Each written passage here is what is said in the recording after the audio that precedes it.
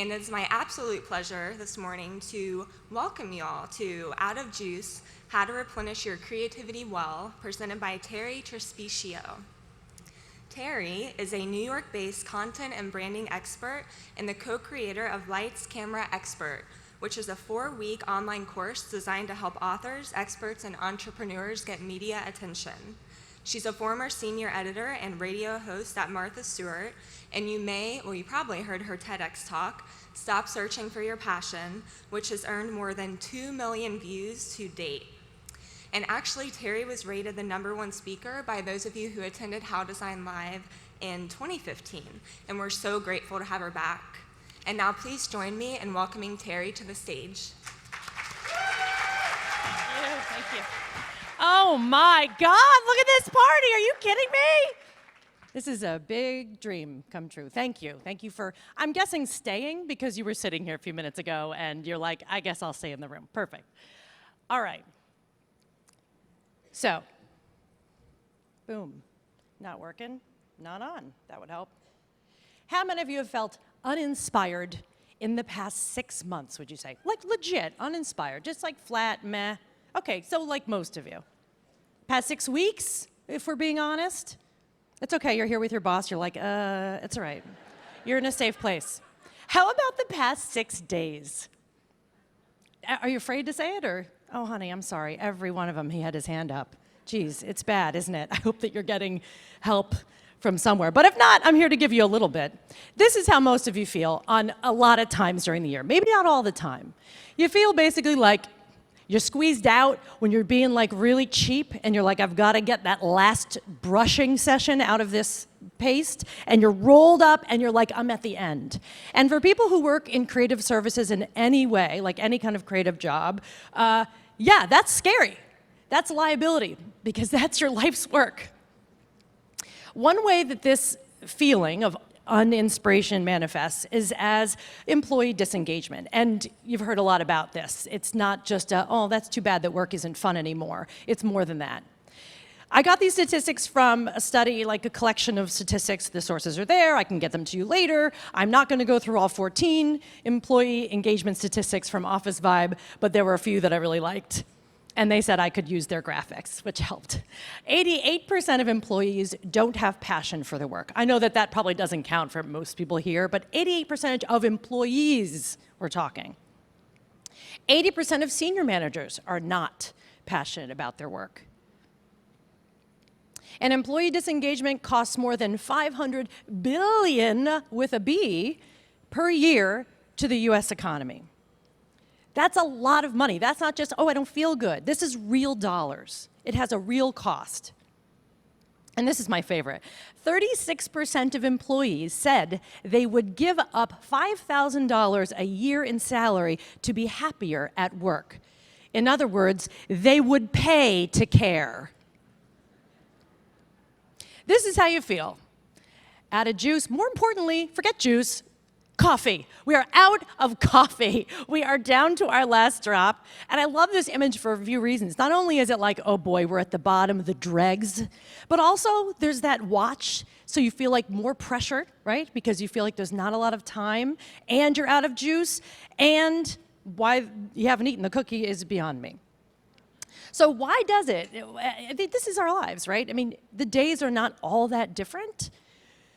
But why does today feel exactly like yesterday? Why is it the same thing over? Why, oh why, do I feel like a bot from Westworld?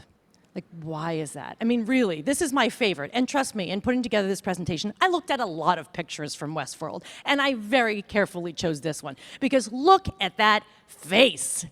That is Monday morning, whether you have a great job or you get paid X or Y, it doesn't matter. That feeling of literally being like, go ahead. Say it to my face. Like, I'm scraped up, I'm like, feel just naked and vulnerable and like tired, and I don't even give a shit, basically. I love it. So what the heck makes me an expert on this? I am not, like many of you, a designer. I did come up through design. I came up through publishing as a writer. And I today make my living coming up with ideas, which a lot of people do. But that is, if I don't have ideas, I'm out of business, basically. I worked for many years as a senior editor at Martha Stewart, living Omnimedia, where a magazine that no longer exists called Whole Living. I also have contributed to other publications and other media outlets over the years as an editor and then since as well.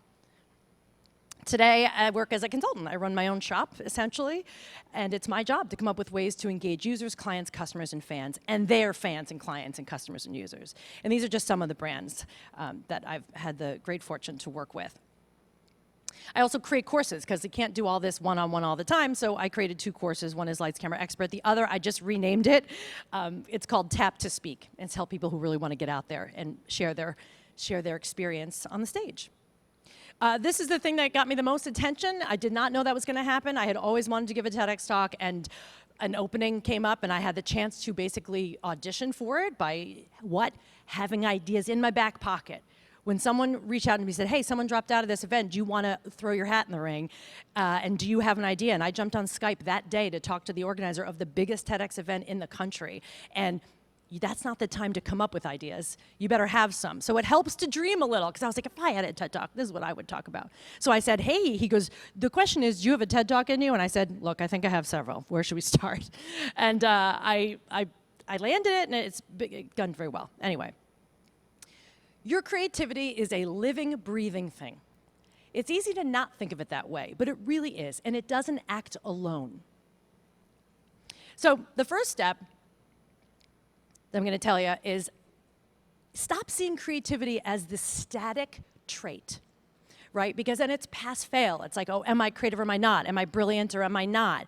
And while this is a very artistic crowd, I still think we need to reframe what we think of as creative. Creative isn't about being artsy, okay?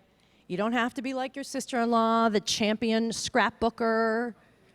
You don't have to be like, Aunt Marlo, who does amazing things with phyllo dough. Oh, she's so artistic, she's so good at that. God, well, I don't even cook, I eat out of a box, blah, blah, blah. It also doesn't require that you have an account on Etsy. You don't have to sell pressed ferns under glass to consider yourself artistic. If you do that, that's so great. I'm happy for you. But for the millions and millions of us who do not sell ferns pressed under glass, it can make us think well, am I being creative enough? We are very hard on ourselves about that, aren't we? So here's the definition of creativity. It's a lot of words. I don't want to waste time reading them all, so just read the parts I underlined. The ability to transcend traditional ideas and rules and create meaningful new ideas. That's it. It didn't say you have to be anointed by the creativity angel and you're brilliant and a genius. That's not it. And if you think that way, I think that gets very hard. Too many of us think of creativity in terms of trait and talent. And that implies that some of us have it, some of us don't, or that you can run out. You are not going to run out of creativity or ideas. You might think you do. You might be like, oh God, I think I'm out. I think that was my last squeeze out of the toothpaste tube. No. This guy has the craziest name. Mihaly Csikszentmihalyi, I'm sure have heard of him. He introduced the concept of flow. When you're in flow and you're time falls away, space falls away, you know how that is. This is the guy. The word flow is easier to say than this man's name. So out of total respect to him, a very esteemed psychologist, I'm going to call him by his first name because that's the one I can pronounce the best. It's Mihaly. And I was reading Mihaly's book called Creativity, and it's a huge tome, and I did not read the whole thing. But here's the part that I think really matters to us today. And it was kind of changed my mind about creativity. He said it's a system. Creativity does not happen inside people's heads, but in the interaction between a person's thoughts and a sociocultural context. He says there are 3 parts. This is where it gets a little bit academic. There's the domain, which is wherever you create that art, right? Math, science, fine art, whatever. There's the field, who are the experts in that domain, other contributors and artists, museum curators, teachers, writers, so the people who are talking about and creating that field. And then there's the contributor, but the contributor is only a third of that. Art only happens in connection with other people and ideas. Seth Godin, who I just absolutely adore. How do we not love Seth Godin? One of his many, many books is The Icarus Deception. And he talks about art all the time, as you know, and he says, art is the act of a human being doing generous work, creating something for the first time, touching another person. You go, oh, that's really soft and stuff, but it's also a craft. Oh, I know it's a craft. But art, we have to think of it that way, as what happens between us, not just what happens up here. So why does this matter now? Well, again, this is Seth's term, welcome, or where I learned it. Welcome to the connection economy. This is where we live now. Again, focus on the bold words. The value we create is directly related to how much valuable information we can produce, how much trust we can earn, and how often we innovate. Realize that you're only responsible for producing as a third of those things. The value isn't just, oh, what I produce. It's, can you get someone to trust you, to even advocate or buy into your ideas? Can you innovate? Are you willing to change those ideas? The problem, Seth says, is we have an industrial age hangover. We really do. I mean, sure, of course, if it weren't for the Industrial Revolution, we wouldn't be here doing what we do, but we have evolved from it. And here's how we know we have a hangover. The industrial age is focused purely on like compliance, like do what the rules are, the factory rules. You know, we have to be efficient, make sure we get through, this should only take this much time. We act like a machine. The more you can act like a machine, the more in line you are with the spirit of the industrial age. The connection economy is completely different. It relies on initiative, on emotional labor, which is anything that doesn't involve hauling rocks. It's managing expectations, dealing with people. It's work. And the preference for the connection economy is you must act like a human. That's what gets rewarded. So that means it's your job to make art. It's your job. This is probably my favorite quote of all. Art isn't made by artists. Artists are people who make art. And that's Seth. So this is what art was. Painting, sculpture, music, poetry, dance. For a long, long time. That's what we thought of as art. But it became other things too, like, okay, fine art, commercial art, graphic design, silk screening, tattoos. There's a lot of kinds of art. Someone somewhere is so obsessed with their masterpiece, which is this. Nail art is a kind of art. It might not be your choice of what kind of art is the best art, but like, you gotta admit, that's got some stuff. There's a real arrow on her fingernails. Shooting at a woman, I don't know, there's a whole scene. Fine, it's a kind of art. And this, but this was scary to me. This was frightening. You know what else art is? It is creative services, entrepreneurship, technology, leadership, customer service. These are the new performing arts. Do you ever think of yourself that way? Do you ever think of anyone you've encountered that way who wouldn't identify themselves as an artist necessarily? If you've ever had an amazing situation resolved by an amazing customer service person who just nailed it, that is art. You know how I know? How many bad interactions have you had with customer service? More than we can count. So let's look at all the ways that you've already created art in your work and the life. Besides the things you make, okay, we know like you have portfolios, you have stuff you're really proud of. I have things I've done I'm really proud of. But let's put that aside for 1 second. Expand our idea of what creativity is and art. I'm not going to read all these, but take a look.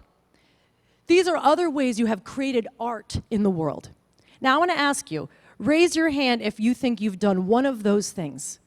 Have you done one of those things? Yes. And like, that's like, oh, because I was being a nice person, I was being generous. No, you don't have to do any of these things. Delivered more than was required, really listened to someone, surprised someone, made a really bold suggestion, advocated. These are bold things. That is not always expected, and when you do it, it matters. I do a lot of speaking on personal branding, and it's like, well, how do I make my brand bigger? It's like, how about you do something that other people will never forget, and that they would miss it if it were gone? So the reason I say this is not to be like, ooh, ushy-gushy about creativity. It's all just like, it's anything. Like, no, I want to expand your view of it so that you stop thinking that you're out of it when you're really not. Don't judge your creative capacity based on the one project or problem that you're stuck on. So if you're stuck on something now, you're like, oh, I can't come up with this thing. I guess I'm not as good as I thought, and you're judging yourself by that one thing. You judge yourself based on that one problem you're facing. That's like judging me and my capacity to love based on my last relationship. Please don't do that. Please. I mean, that's, or you. I mean, the last fight you had. Everything that has to do with your ability isn't just about that one thing. Now, the problem is with the work that you all do, there are risks involved, as I said, and this is a hard-hat area. And the part of the problem that you feel burned out is because you have not heeded that warning, and probably your body's been sending you messages for a while. these are some of the risks that come with the kind of work that we all do. That is basically knowledge work, right? And for not hauling rocks kind of work. Burnout, distraction, depression, fatigue. How many of you have never experienced any of those things? This is your moment to brag and have everyone hate on you. Don't you want that moment? Of course, you've had all something of this, right? Some moments of despair and burnout. Of course. These are risks, and don't you think they take a toll on your ability to produce great work consistently, which is what you want, right? So step 2 is to care for the creative vessel. That's you. You're crazy if you think that you can do this without caring for it. Sleep. Okay, you're garbage without it. Please. And if you think you're not, ask the person who has to spend time with you when you haven't slept. You are garbage, and we can't stand you. Oh no, I'm really creative when I only have 5 hours of sleep. Maybe the first day because you're delirious and you're less inhibited, and you say crazy things, and you were creative and you hurt everyone's feelings, maybe. But after a while, that is not sustainable. Look, I guard my sleep like a jealous lover. You are not taking sleep away from me. If there were an Olympics for napping, I would have a very good shot at the gold, representing our country very proudly. I sleep when I need it, and I sleep enough, and that is the only way I'm able to stay on top. So this whole culture is shifting around that, by the way. The New York Times did a story about sleeping, the new status symbol. It matters. So come on, get over yourself. You need sleep. I'm not going to lecture you about diet, but I'm going to tell you that this is a great tip. Don't eat crap that makes you hate yourself. Because you're like, oh, I'm so busy, I don't have time. You have time to make a better choice.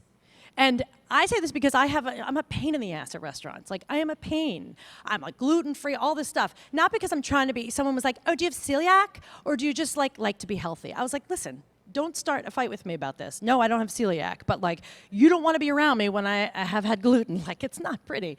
That's me. That might not be you. But I'm pretty sure you know when you eat things that make you feel horrible, and yet why are you still eating them? Do you ever look at what you eat every day? You get up and you're like, I have a muffin and a coffee, and then I'm shaky and weak and I hate myself. Okay, well, rethink it. So my advice is literally pay attention. You're like, I had a whole pizza because I have time to cook. There's lots of things you can do to eat. You're a grown-up, figure it out. Take habits seriously. Again, this is like food too, but your habits are like everything. Thank God for habits. You want to learn how to buckle your shoe anew every day? I don't. Thank God. They allow us to go on autopilot for the things we need. They're also very protective for us when we're developing creative work, because the less things you have to think about, right?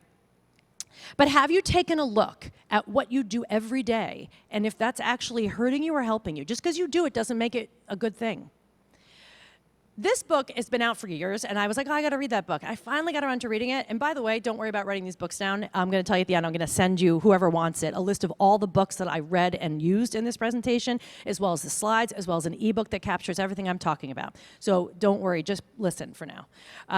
Twyla Tharp's book, The Creative Habit. So good, so good. I mean, I never really thought I could relate to her. I just thought, oh, I don't know, this book's gonna be about dance and the modern dance. I don't get it. Oh, she's freaking brilliant. This stood out to me. The routine is as much a part of the creative process as the lightning bolt of inspiration, maybe more. Every morning, Twyla Tharp, God bless her, rolls out of bed and hails a cab from the Upper West Side in New York City. That is where I live, and now that I know that, I am going to just trail the streets until I find Twyla Tharp hailing a cab, because I need to see this happening. She says she's done it for I don't even know how many years and years. Her next thing is she goes and does a 2-hour workout. She's a dancer. She has to stay in great shape, right, to do her work, to create. That's her vessel. She doesn't want to do that. Do you want to get up and go to a 2-hour workout? No, she says, all I have to do is hail the cab. If I get up, I get out the door and I hail the cab. The rest takes care of itself. She set up her habits to support her creative habits. Have you? I'm not leaving my house before 10. That's just the rule. The place to start, if you're like, oh, great, Terri, it sounds so great, I'm going to change my whole life. No, don't change your whole life. Start with your morning. Changing my mornings has changed my life because I never thought of myself as a morning person at all. Now, here's the thing I suggest. This is the richest part of your day. Their Workfront, one of our sponsors, has a report they do every year called The State of Work, I believe it's called. And in it, I was reading it, And it said something like it's over 30%. It's almost 40%. I think maybe 38% of people feel they are most productive in the mornings. What are we doing with this time? You've got to get up even a little earlier or change what you normally do in the morning so that you get some of your hardest work done first thing in the morning. I have those first 3 hours, I don't book anything because I want to get a bunch of stuff done, and then the rest of the day, when it goes away from you and gets away from you, as it does, you will know you had that time, something was done that of value. Here's your brain in the morning. This is your brain. It's like newly fallen snow. Overnight, it was just snow, it's beautiful, it's all quiet. And you wake up, and what do? You're like, hey, Morning Joe. Hey, Matt Lauer, why don't you trample all over my snow? And why don't you bring the Viagra commercial with you and a bunch of car ads? Like, why would you do that to this beautiful field of snow? You should be the first one taking steps onto that snow and doing it really, really carefully and mindfully. Another thing I'm going to tell you and this has to do with the snow and like white space. You're designers, you love white space, right? That's why you're cutting my words down all the time. Give yourself, I know you. I see you. Can't fit my subtitle. Can you be less descriptive? Can you cut back 200 words? We'll talk after. I'm telling you, and I hesitated because I was like, well, when I say to tell everyone to meditate, they're going to be like, okay. But look, I made a promise to myself that I would do it. I do it 10 minutes every morning or at night. Sometimes I waver. I would do it, just set a timer, and I would get restless, you know. I started using like an app, you know what I mean? There's a lot of them. Just do one. 10 minutes. You have 10 minutes. If you don't, what is wrong with you? What are you doing that you can't find 10 minutes for you? And you only have to, if you want to really convince yourself, start Googling around some of that research. I didn't include any of it here because I was like, we could go on all day about that. But when you sit quietly, really calmly, and you say, but I could be doing other work, that's what I say to myself too, because I did meditation for like 2 months and I stopped for a month and everything went to shit. I turned into a horrible person, so I went back to it. I think of it as going underwater and swimming and going all the way down to the bottom of the ocean, just touching the ground down there and staying there for a few minutes, coming back up. If you can get down to the ground, to the calmest, quietest version of yourself, that is where your creative stuff comes from. But if you don't allow that white space, it's not happening. Step 3 is look your fear in the face. You're going places, but your fear isn't. Where you're going, it looks like it's in a submarine or an airplane. I'm not sure. But this picture looked scary to me for some reason. The truth is we all have fear. Stephen Pressfield, I'm sure many of you have read The War of Art and other stuff he's written. He calls it the resistance. Forms of resistance are thus: procrastination, drugs, Netflix, the internet, shopping, sex, chores, reason. Reason's the most powerful form of resistance. Oh, well, I can't do that now because I have this other stuff. I have other stuff, and I have to watch Netflix. Please, I love Netflix. It's fine. But realize that the work you know you want to do and must do, that you're drawn toward doing, and you find reasons not to do it, that's not like if someone goes, well, Jack, you're obviously afraid of the work. They'll be like, no, I'm not afraid. I just have other things. It's resistance. And if you let it rule you, you will not get the work done you want to get. There's nothing like one of these conferences to wake you the F up to what other people are doing. You're like, Jesus, that guy found his way into the New Yorker magazine. Like, what have I done? That man designed this. What have I done? It can be one of those, what am I doing moments? And I know that. We all feel it. So check your resistance. The people who are achieving a lot, they have the same fears. They just don't let them rule their life. You're thinking, what if I'm terrible? I'll mess up. I'm not enough. I'll never be who I want to be. I'm a fake. I know. I have the same feelings. There's nothing you can tell me I'm not afraid of too. We have to push. The resistance is the devil. So know that your fear isn't going anywhere at all. But realize, too, your fears are the least interesting thing about you. And as someone who is a total ham and a stage whore, as you can tell, I'm an introvert, by the way, too. But when I'm up here, I love it. I am not afraid to be here. I'm afraid to be boring. I'm afraid that no one will show up. And when I realized that the fears are what's boring, that blew my mind. You know who put that in my head? Elizabeth Gilbert, who wrote the book Big Magic, which I think is really inspiring. People really jump all over the stuff she does. I loved this book. She says, I noticed that my fear never changed, never delighted, never offered a surprise twist or an unexpected ending. My fear was a song with only one note: stop, stop, stop. Do you feel that? Break around stuff you want to do? You just can't let it. You cannot, because it's the most boring thing about you. And none of us wants to be boring. So then whenever I hear my boring pain in the neck voice kicking up and saying, well, you know what, I say, okay, I hear, yep, I ignore it. But don't confuse fear with discomfort. You know what discomfort feels like. And as our friend Twyla says, our ability to grow is directly proportional to an ability to entertain the uncomfortable. No one likes to be uncomfortable. That's why we hang out in the comfort zone. But once in a while, you've got to go there. So what Elizabeth Gilbert says is, she doesn't say, well, I'm fearless. I don't trust anyone who says they're fearless. That is crazy. It means you're not human. We all have fear. What Elizabeth Gilbert says is, the fear goes in the back seat. I hear you. I hear you. You can keep talking. We hear you, but we're not listening. And you don't get a say on where we're going, and you don't get your hand on the wheel. So you're allowed to feel it. You just can't let it drive. Step 4, this also comes from Twyla. Sorry, I was on a Twyla binge. The woman's genius. What am I going to do? Do some scratching. Scratching, this is when you're feeling like I'm out of ideas, I don't know what to do. It's digging and noodling and sniffing around for little ideas, something to help you start. She talks about it as a foothold, a toehold. Scratching around. That's the fun part of the creative process. Without the little ideas, there are no big ideas. So what does it look like? Looks like that. Scratching. Just some scratching. Eavesdropping, poking around, sketching, shopping, reading, watching, wondering, wandering around. That is scratching, please. Is there anything more sweet than a sloth's face? It is the sweetest face. I can't stand it. So find things to scratch around about. That's the fun part, but it can get you like a little idea, and that's where it comes from. That's how you know you're not out.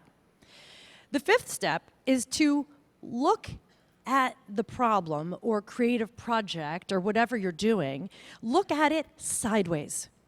Whenever I'm generating ideas with maybe a client in person or over, did I lose my sound? There you go. When we're doing a call and we're trying to come up with ideas, people go, I want you to write the tagline. I said, yes, we're going to write the tagline, but we cannot come at that tagline straight and cold out of the gate. I happen to love doing taglines, but I say, we don't go, okay, is it this? Because then they try to make the perfect thing. I said, nope, we're not even talking about that. And I start talking to them about their life, and I start, what do you believe? I distract them. I get them to look over here, and just when we get so deep into it, I go, there it is. And it always pops up out of something they thought and they said. I don't just write a tagline. I pull it out of the rummage, but they're trying to show me their neat house, and I'm like, open up the drawers. Open them up and dump them out. Like, oh, but it's once they open those drawers, I'm like, yeah, then I'm digging around. I say, okay, this is where your stuff is. So when people come to me and they're like, I don't know who I am, I don't know what I'm trying to say, I was like, you do have it, you just don't have the eye for it, right? You don't know that it's there. You have to look sideways. It's like being at a planetarium, or I don't know, looking at the actual night sky, I realized after. Either works. I think probably more of us have access to a sky. It's certainly cheaper. But when you're at the planetarium and you look at the stars disappear. I don't know what that is. I don't have an explanation for it. It's annoying is what it is, because when I want to see something, you can't see it. So what do? You look off to the side and the stars appear. Look off to the side and the stars appear. Stop bearing down on your ideas. Like, come on, I need you, brilliance. Like, that's so hard. No one can do that. So I tell people to generate really fast and loose. Really fast and loose. I do it like a whip. You know, I'm sure you've done these, a whip. I was working on with a woman on her website. She's a sports bra expert, not kidding. She holds the only master's in lingerie in the country, and she is a sports bra innovator. And I said, what do you think of when you think of, let's just say bra? And we said, go around the room. There's just a few of us.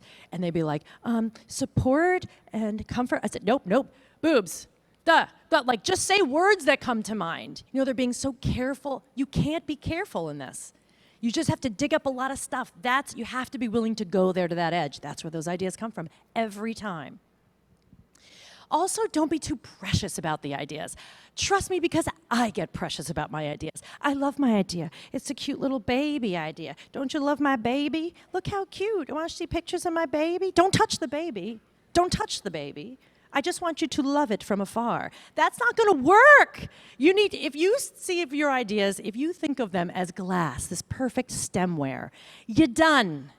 Because what you're saying is they're brittle and they're breakable, and be careful, that's my good china. Please, you can't work like that. You want to work like that? Go go blow glass somewhere by yourself. I mean, that's all I can tell you. Speaking of blowing glass, I actually think it is a great metaphor because you do want to be in the glass blowing stage with ideas. How do you blow glass? It has to be so hot and molten that it can take any shape. And that's what you've got to do when you're brainstorming with people or even on your own. You keep it real hot and loose and just like, yeah, let's just, figure it out. Don't let it get brittle. Oh, this is one of my favorites. Do a mashup. Use it all. Don't just draw on your Masters of Fine Arts. Don't just draw on what your other mentor in your same business tells you. That's great, but you've got to draw. You were people before you were graphic designers or creatives. You were people with hobbies and lives, and you did other stuff. Maybe you've had other careers. I don't know for the life of me why people ditch that stuff, because I work with a lot of people who are rebranding or changing careers, and they're like, oh, well, I did that before. I'm like, okay, but that's you. You want to know what makes you different? That. This is not something I made up. This is how creativity works. You take one thing, you take another, and you smush them together. This is it. And that is the extent of my graphic ability. So you can see I need help. I am at a design conference, and that is the best way that I could come up with to show you. Case in point. One man I'm helping, he's trying to find the nugget of his TEDx talk. I coach people to do that, right? And he owns a gym and a huge swimming pool, and he teaches swimming mainly to older adults. Not teaching swimming so much as exercise in the pool, because it's easier on the joints, it's more comfortable on them. I know him because my mother goes to that pool, and that's where she gets her exercise. And he said, yeah, I think my idea is, when you get older, you really need to stay active. I was like, yeah, tell me something I don't know. I'm bored with that. I was like, okay, fine, you teach swimming. Like, all right, what else? What else did you do before? And he was like, oh, I was a ski coach. I coached an Olympic ski team. I was like, okay, good to know. It's like, this is a part of your life. This is huge. So I said, all right, let's have some fun with this. What do these two things have in common or not in common? Well, I said, what do you do when you're a ski coach? I know nothing about it. I said, isn't the goal to get someone to get down the mountain faster, but doesn't gravity do that? Yes. You have to help gravity by being real tight, I assume, and small and zip around, right? You're trying to get down there so fast with gravity. You're trying to help gravity, right? What happens when you're older? What is he doing? He's helping them erase gravity. When you're older, you want, things to kind of slow down, right? And also, he's doing the opposite, helping them work without gravity at all. Anti-gravity. The pool was an anti-gravity machine. He had never thought about that before. He was like, oh, I didn't even think of that. I was like, do you realize that you have thoughts about how gravity affects us with age or what that means to us? It was just so fun to play around with those ideas, but he didn't even look back. So look back. So if you're like, well, it doesn't matter that I was a horse trainer before in the circus. Are you kidding me? You want to sell your business as an art director and you were also a horse trainer? We need a few hours together to figure this out. This is going to be great. Another thing I love to do is pick fights. Not like actual fights. That's weird. You know me by now. Do I look like someone who picks fights? I wear glasses. This is not something people with glasses do. I pick a fight with old ideas. I like to challenge stuff. It makes me really good at my job and really not a great dinner guest sometimes because I can't help it. I want to pick at the edge. I want to know. And when I say pick a fight with old ideas, I don't mean to actually challenge people and their expertise and be a douche. Please don't do that. We're talking about respectful, and that's why I love this image. This is the image I want you to have in mind when I say pick a fight with old ideas. It's two puppies playing with a little toy. They're just like, rah, rah. They're trying to let's see what our boundaries are. What does this work? Why should that work? That's the kind of energy I mean when I say challenge the old ideas. Question everything. I'm not the first one to tell that to you, but maybe you forgot to question. Well, no, we can't do this because these are the fonts, and these are the brand colors, and it has to be this, it has to be 500 words, and so blah, blah, blah, blah. Okay, we know we have limits, that's fine, but why does it have to be done that way? What if we do it a different way? What if we completely question what we've done? That's scary for people, especially people who are stakeholders in the way things work. I get it. And for those of you who work at big companies, you can't just be like, blah, take the table and throw it over.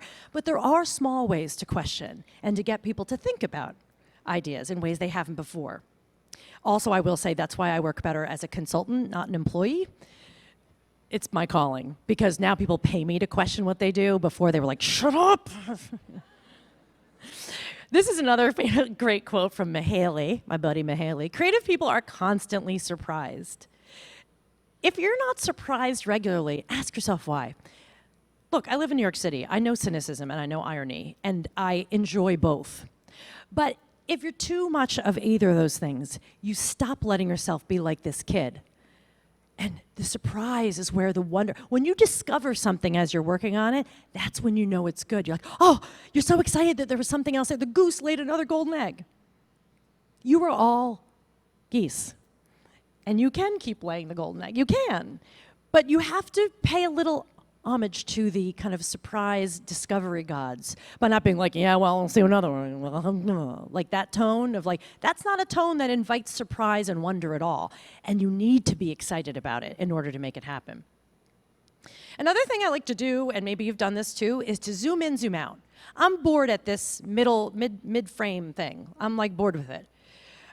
So when I can't figure out a thing, I'll go really way into it granular, or I'll like zoom out really far and be like, why does this really matter at all? But then what are the details? I toggle back and forth from zoom out to zoom in, zoom out, zoom in.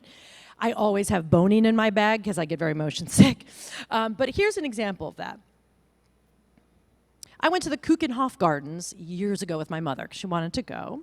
It's a lovely spring little trip, and I was like, I don't care. I don't care about tulips. I've never cared for flowers that much. Meh. I did not take this picture, by the way. I realized it's implied that I did. But when you see the expanse of it, the zoom out on the tulip gardens, holy cow, is that something else? And when you zoom in and learn about why this was so important, I read this book as I was on the trip. And tulips, people in the 1600s would kill each other, murder each other over tulips. It changed the whole economy. It was the most powerful force. A tulip, who knew? Now I had zoomed in and I realized how fascinating that was. And then I take the tulip idea and then you say, well, if that's really important, what if we made this? Don't you think that if I worked for like, I don't know, 800flowers.com, I wouldn't like want to play in that a little bit and see what I could use? There's so much around you that you can use. You've just gotten like a scale over your eyes and your senses. Happens. Limit yourself. I say this because it sounds surprising. Like, why would I do that? You're telling me to be free and open. Of course I want you to do that. But I want you to try limiting yourself. One way to do it is to try writing a sonnet. I have written one sonnet. I was an MFA in writing. Like I was a poetry person, you know. And I wrote all of one sonnet, I think, ever. And it was one of the most rewarding experiences to work within that really tight frame.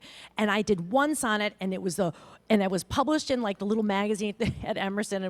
I was really proud of that, you know. And there was a girl in that same forms class who said, I have to drop this class. And I said, why? And she's like, I just can't like be creative. Like I'm so restricted in these forms. I was like, Shakespeare seemed to be okay with it. And I know to this day that whoever that girl was, I barely remember her, that she is not working in any kind of art-related stuff. Because if you can't deal with a form, good luck working with an editor. Good luck. So, the other question asked to keep it tight and limited so that you can really have to create something is, what can you ship and when? Keep it focused, concrete, doable, and real. And as Seth says, if it doesn't ship, it's not art. Art is where what you create collides with the marketplace. If you don't get it out there, it doesn't count. He did an amazing little guide that I went to one of his events, and I took like 2 of them. You can get them online. I'm going to also send that to you. It's a pamphlet you can fill out that walks you through all the steps that you need to be committed to your project. What is it going to take? When are you going to have it done by? You put those parameters on it, and you create something that you will get done. Step 9 is to walk away for a bit. This is a really important step. It's a little bit of that white space. The incubation period is where the magic happens. Like I said, you can't stare down your idea. Come on, genius, come on. What's the ideal tagline? As I said, you look sideways, you generate a lot, fast and loose, you work on it, and then you walk away and you do something different. You think you're not working on it, but of course you know your brain, it's soaked in. All that rain is like channeling inside the soil of your brain, and it's working without you. That's amazing, but it is, but not if you don't give it a chance. That's why you come up with all your best ideas here. That guy. because you're just like, oh, I have so many ideas, because I'm also not paying attention. I'm washing my head. And then, oh my God, I think of something. You got to give yourself a chance to do that, even longer than it takes to take a shower. Freeman Dyson is a physicist who was interviewed in Mahaley's book. And he says, I think it's very important to be idle. People who keep themselves busy all the time are generally not creative. Think about that.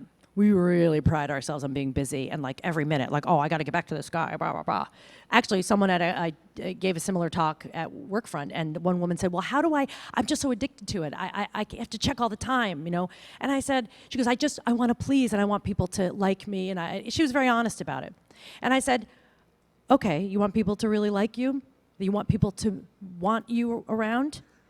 How about you make them wait a little? How about you make them miss you?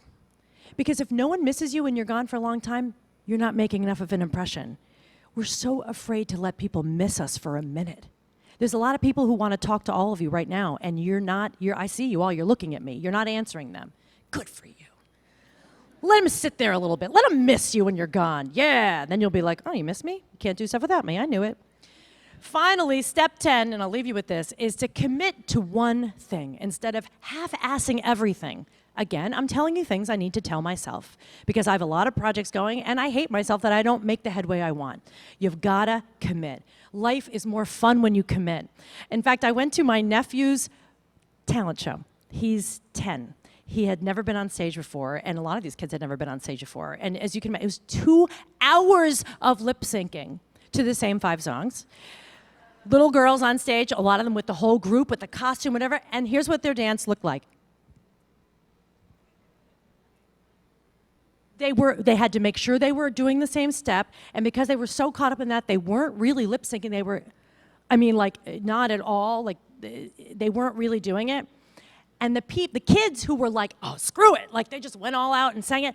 Oh, the crowd, you could feel them being loved. Everyone else was like, oh, that's sweet with the other stuff. But as soon as they committed. So to close, I'm going to show you what real commitment looks like. And if you could bottle this, you know it would change your whole day. I choreographed this, by the way.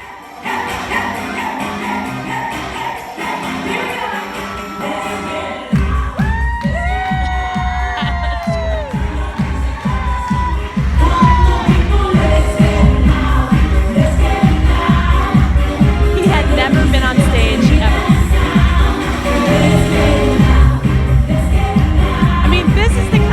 If you don't look like that going into your job, something's wrong. Please, I made this up. I know it. I could do it. Please, I know it. He took some creative liberty, but, we got it.